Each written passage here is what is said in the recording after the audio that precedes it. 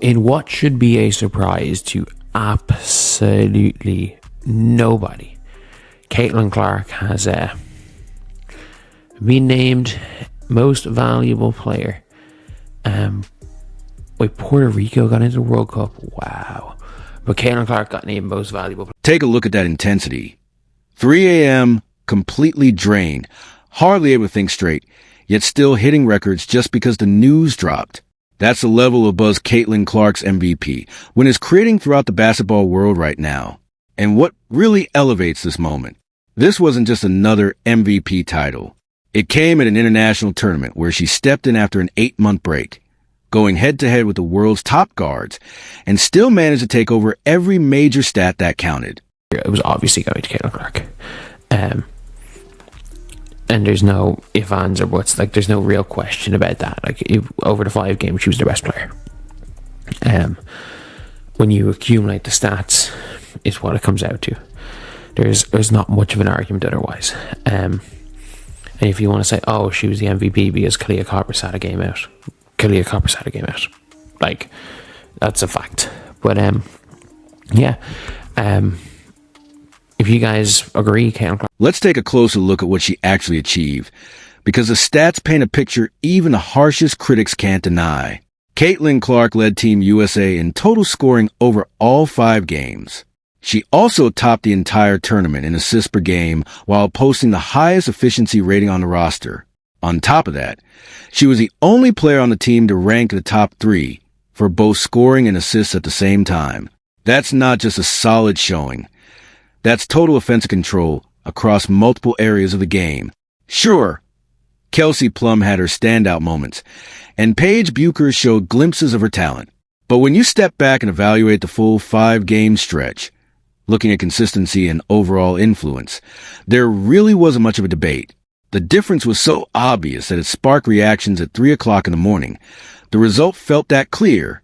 Cotton ratioed. Completely deserved, obviously. The stats don't lie. TISO MVP.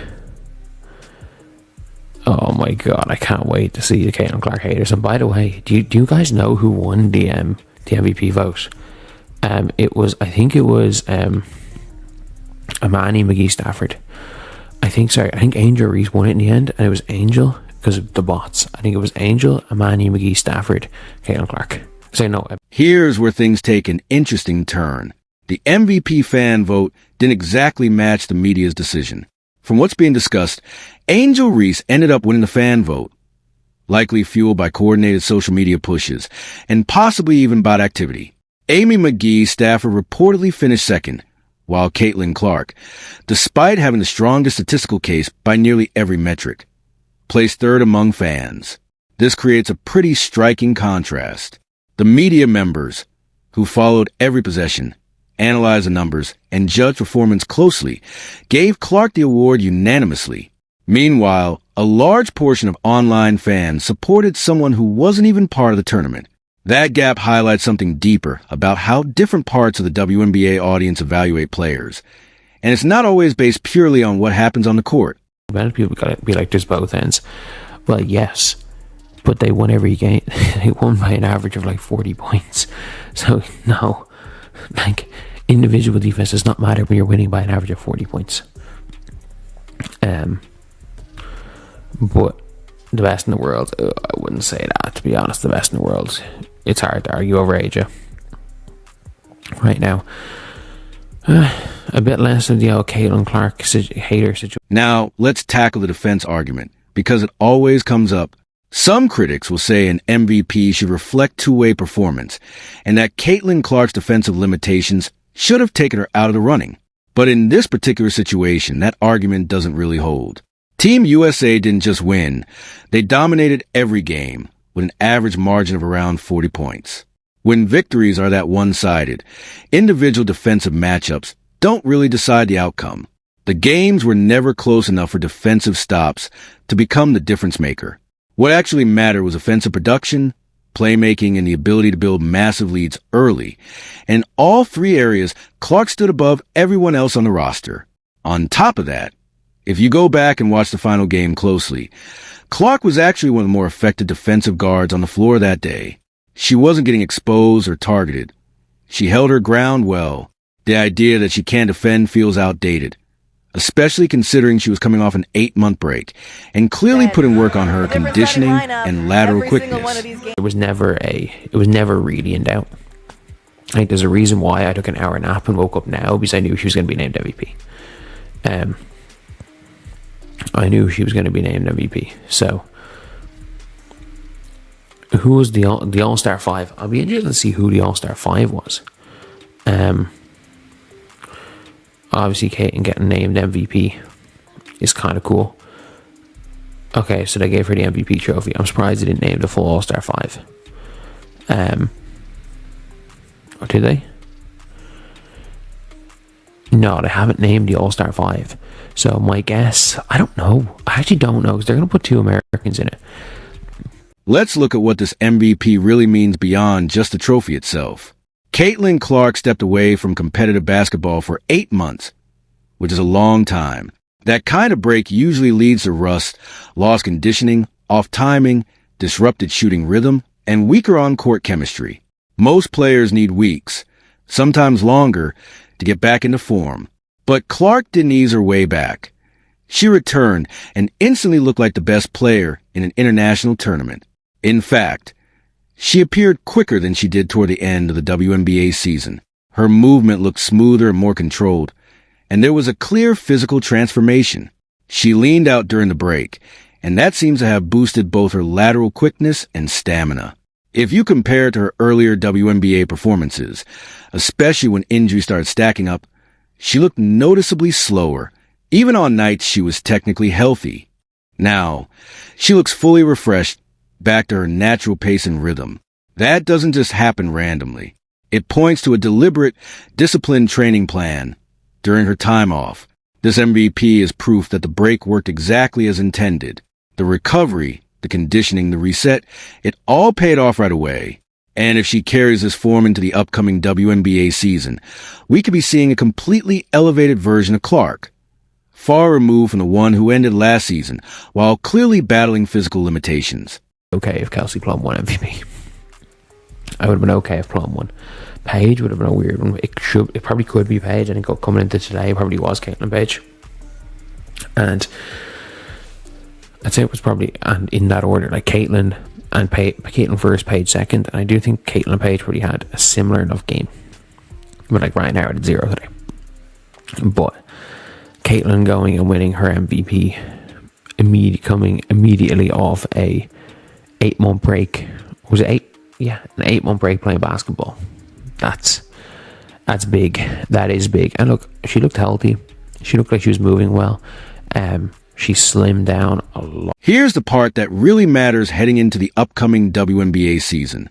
Training camp was expected to begin soon, but with the recent delay, the timeline has shifted a bit. A full cancellation seems unlikely, but starting exactly on schedule doesn't look very probable either. The most realistic scenario is a slight adjustment, maybe trimming a week off preseason and pushing the regular season back just a little. So, realistically, we might lose some preseason action, but the season itself should still go ahead. And that's a big deal, because it means we're about to see this version of Caitlin Clark over a full WNBA season.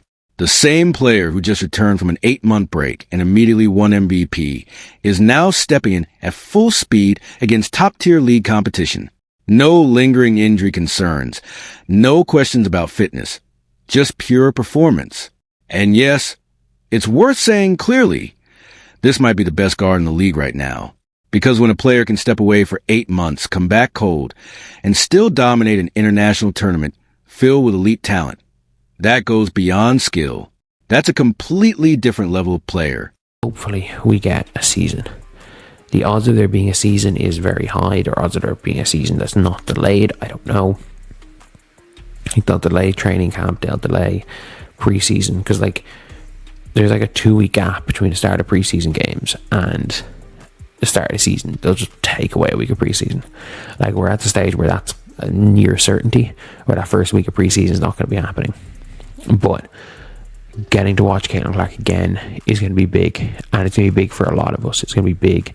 We're going to be able to watch one of the best players in the world, most exciting player in the world, go play her game and continue to kind of just do her thing.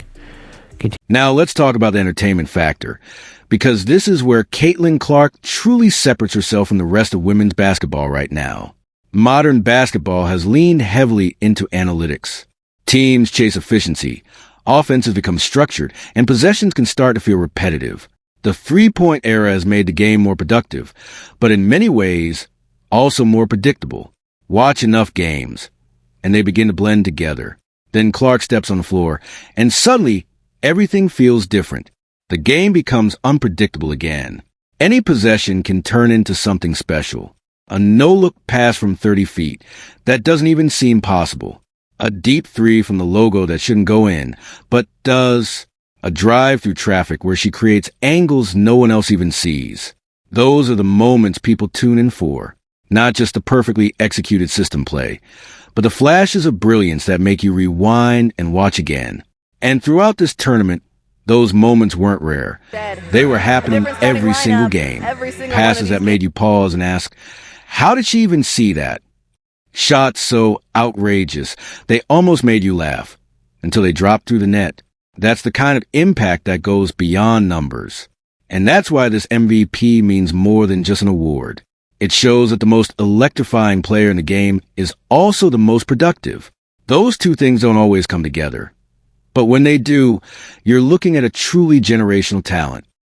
On the purest level, with the way modern basketball is going, with the analytic takeover of modern basketball, with the way things are going, there are the sport becomes about moments.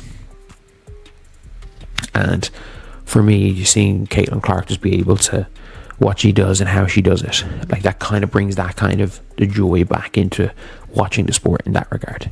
But anyway, yeah, that's the video. Congratulations. So let's bring it full circle and look at what this MVP really means moving forward. Caitlin Clark just proved something major, that the hype around her is sustainable. Her performance isn't tied to perfect conditions. And even after a long break, she can come back even better. More importantly, the idea that her game is one-dimensional or limited just doesn't hold up anymore. The praise is earned. The MVP is deserved. But here's the most exciting part. This isn't even her peak. This is Clark after 8 months away from basketball. Still shaking off rust. Still adjusting to teammates she barely had time to build chemistry with. And she was still the best player on the floor. Now imagine what happens next. A full training camp. Time to develop real chemistry with her team. Months of consistent games instead of just a short tournament. That's when things could really take another leap. The delayed WNBA schedule might actually work in her favor too, giving her extra time to stay in top condition. When the season finally tips off, the big question will be whether this version of Clark can sustain that same level over a full season. Because the numbers already made one thing clear. The MVP wasn't a debate. And don't forget, she did all of this after 8 months away. Most players would still be trying to find their rhythm. She came back and took over. That's not just impressive. It's a statement about the level she's reached. So here's the real question. If this is Clark coming back rusty, what does she look like after a full offseason and a complete preseason with her team? If this is the baseline, then the upcoming WNBA season is going to be must-watch basketball. What do you think? Can she keep this level all season long? And was the MVP the right call? Drop your thoughts below, because one thing is clear. The Caitlin Clark era isn't slowing down. It's speeding up, and the rest of the league better be ready.